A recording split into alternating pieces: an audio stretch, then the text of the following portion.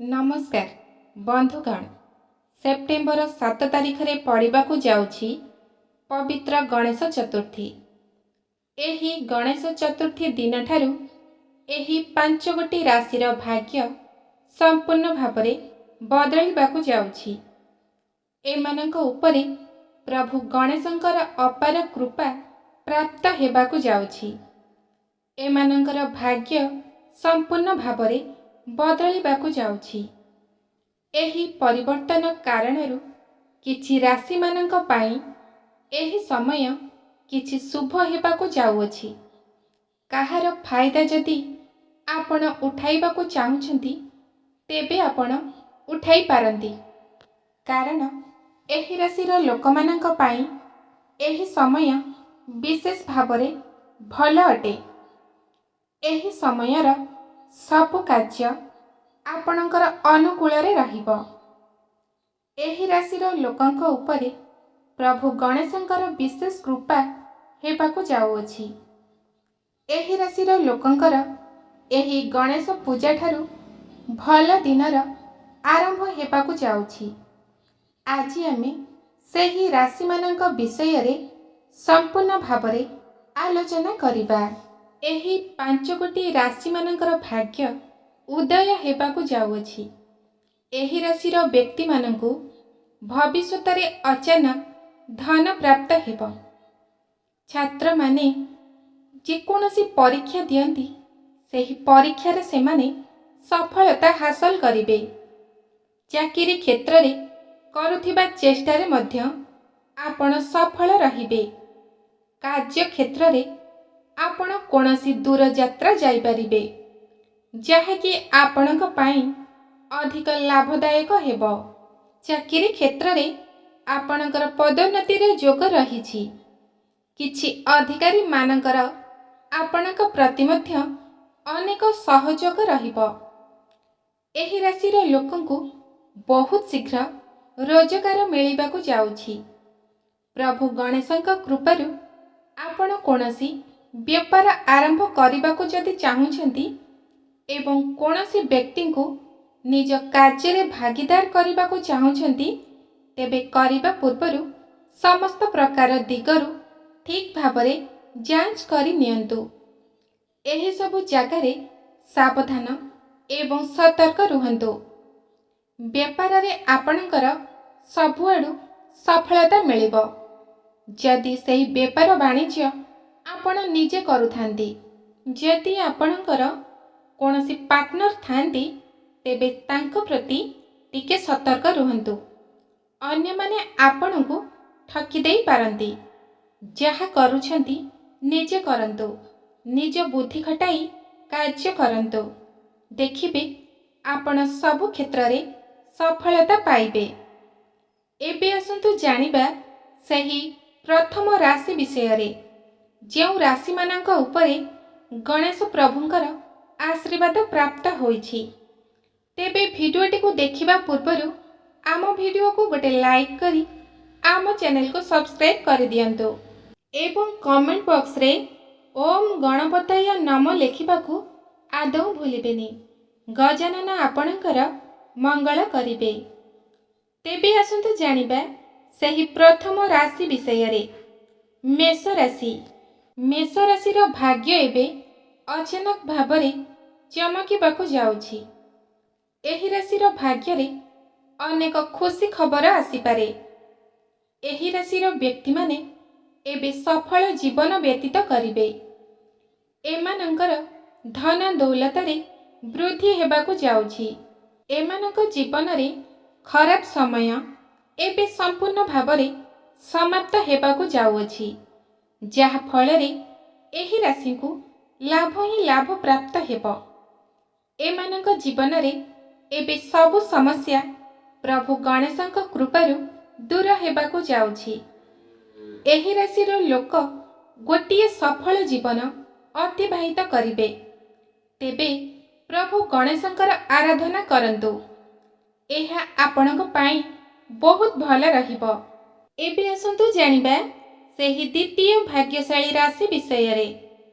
सेही द्वितीय भाग्यशाली राशिटी हेउछि वृष राशि।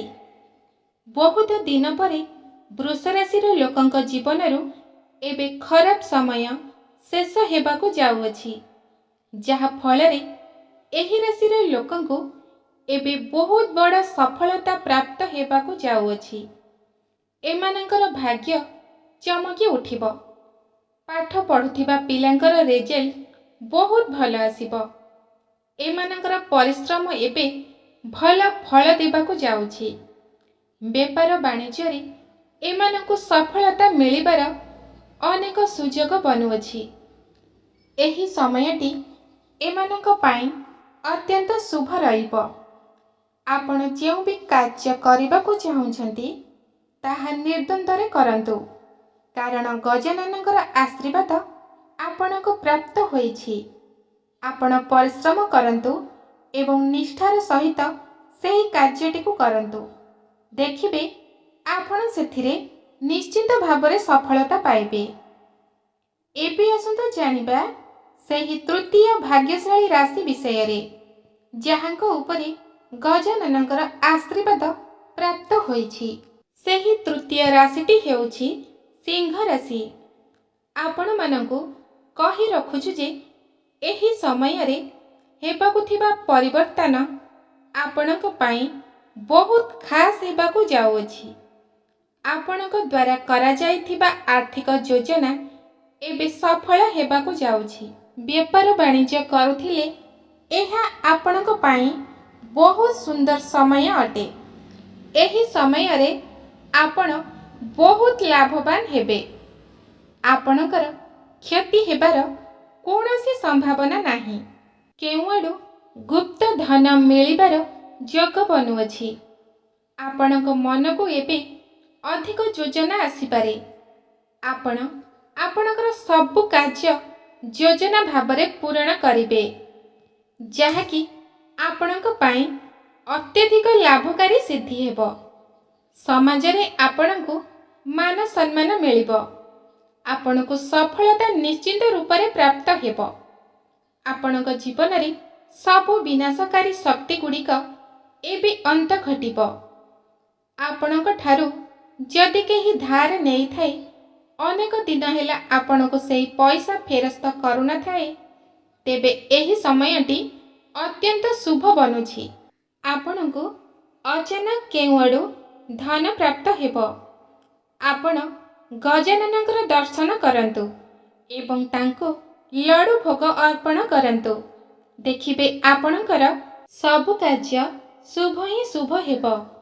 ଏବେ ଆସନ୍ତୁ ଜାଣିବା ସେହି ଚତୁର୍ଥ ଭାଗ୍ୟଶାଳୀ ରାଶି ବିଷୟରେ, କନ୍ୟା ରାଶି। ଆପଣଙ୍କୁ ପରିବାରର ସହଯୋଗ ମିଳିବ। ଘରକୁ କୁଣିଆମାନଙ୍କର ଆଗମନ ହେବ। ଦାମ୍ପତ୍ୟ ଜୀବନ ଆପଣଙ୍କର ଅନୁକୂଳ ହେବ। ଛାତ୍ରଛାତ୍ରୀମାନଙ୍କର ପାଠ ପଢ଼ା ପ୍ରତି ଧ୍ୟାନ ବଢ଼ିବ। ଚାକିରି ପାଇଁ ପ୍ରସ୍ତାବ ଆସିପାରେ, ଯାହା ଆପଣଙ୍କ ପାଇଁ ବହୁତ ଅନୁକୂଳ ହେବ।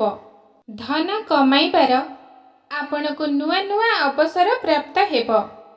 ଆପଣଙ୍କ ଜୀବନରେ ଅପାର ଖୁସି ଆସିବ। ପୁରୁଣା ଉଦ୍ଧାର ହୋଇଥିବା ଧନ ଆପଣଙ୍କ ପାଖକୁ ଫେରିଆସିବ। ଏହା ସହିତ ଆର୍ଥିକ ସ୍ଥିତିରେ ଆପଣଙ୍କୁ ସୁଧାର ମିଳିବ। କାରବାର ବେପାର ବାଣିଜ୍ୟରେ ଆପଣଙ୍କୁ ଉନ୍ନତି ମିଳିବ। ଆପଣଙ୍କର ପୁରୁଣା ଧାର ଉଧାର ଓ କରଜରୁ ସମ୍ପୂର୍ଣ୍ଣ ମୁକ୍ତି ମିଳିବ। ଆପଣଙ୍କୁ ଆପଣଙ୍କ ମନ ଚାହୁଁଥିବା ପ୍ରେମ ମଧ୍ୟ ଏହି ସମୟରେ ମିଳିବ, ଯାହା ଫଳରେ ଆପଣଙ୍କ ଜୀବନ ଖୁସିମୟ ହୋଇ ଉଠିବ। ଆପଣଙ୍କ ପାଇଁ ଏହି ଗଣେଶ ଚତୁର୍ଥୀ ଠାରୁ ଅନେକ ଶୁଭ ଖବର ମିଳିବାକୁ ଯାଉଛି। ଆପଣ ଗଜାନନଙ୍କର ପ୍ରାର୍ଥନା କରନ୍ତୁ। ଆପଣଙ୍କ ପାଇଁ ଏହା ମଙ୍ଗଳ ହେବ। ଏବେ ଆସନ୍ତୁ ଜାଣିବା ଶେଷ ପଞ୍ଚମ ରାଶି ବିଷୟରେ, ଯେଉଁ ରାଶି ଉପରେ ଗଜାନନଙ୍କର ସ୍ୱତନ୍ତ୍ର ଆଶୀର୍ବାଦ ମିଳିଛି। ସେହି ରାଶିଟି ତୁଳା ରାଶି। ଆପଣଙ୍କୁ ଜୀବନରେ ସଫଳତା ହାସଲ କରିବାରୁ ଆପଣଙ୍କୁ ଏବେ ଆଉ କେହି ବି ଅଟକାଇ ପାରିବେ ନାହିଁ, କାରଣ ଆପଣଙ୍କ ଉପରେ ପ୍ରଭୁ ଗଣେଶଙ୍କର କୃପା ଦୃଷ୍ଟି ଅଧିକ ରହିବ। ସଚ୍ଚା ମନରେ प्रभु गणेशंकर आराधना करी आरंभ करिथिबा कार्य निश्चित भावरे आपणकु सफलता देव। लगातार भावरे करा जाइथिबा चेष्टा आपणक पई भाग्य बदलाई देबा भली साब्यस्त हेब। आपण काहार भी कथारे परिचालित न होई कोनोसी महत्वपूर्ण फैसला नियंतु नहीं। कार्यक्षेत्र एवं ऑफिस रे निजर भविष्य प्रति निजको बहुत उत्साहित अनुभव करिवे। नुआ नुआ आइडिया शिखिबार अनन्य मौका मिलिबो। बजार रे निवेश करुथिबा पैसा रे भी अचानक भावरे बड़ मात्रा रे आपणकु लाभ प्राप्त हेबार अनेक गुड़िए शुभ संभावना बनुअछि। आपणक पई एही गणेश चतुर्थी ठारू अनेक शुभ खबर मिलिबाकु जाउछि। आपण गजाननंकर दर्शन करी आशीर्वाद नियंतु। आपणक पई मंगल हेबो। तेबे बंधुगण एहा तो थिला गणेश चतुर्थी ठारू बदलिबाकु जाउथिबा 5 गोटी राशि मानकर भाग्य। तेबे एही 5 गोटी राशि मध्यरे जदि आपणकर राशि थाए तेबे जानि नियंतु आपण बहुत भाग्यवान अटंती। आपणक उपरे गजाननकर आशीर्वाद प्राप्त होइछि।